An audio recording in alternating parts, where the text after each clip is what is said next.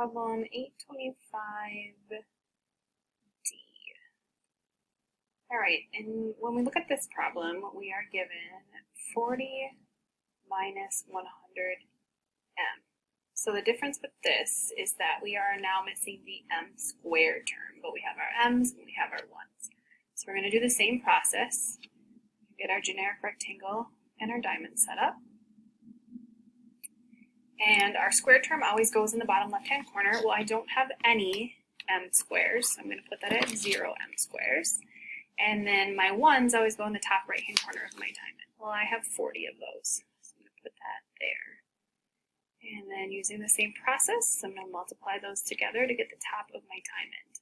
So 0 m squared times 40 gives us 0 m squares.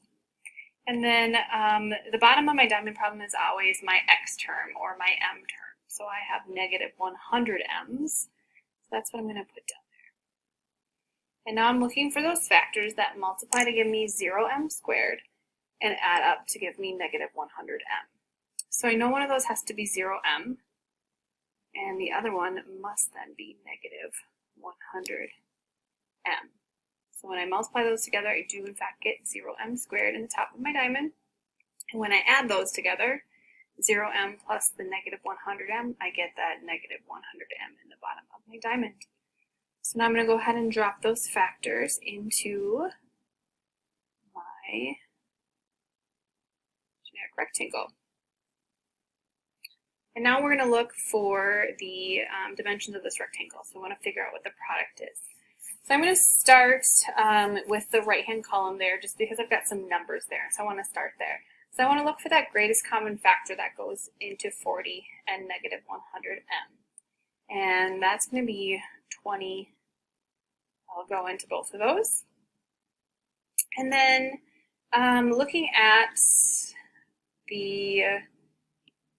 this corner over here, I want to figure out what do I multiply 20 by?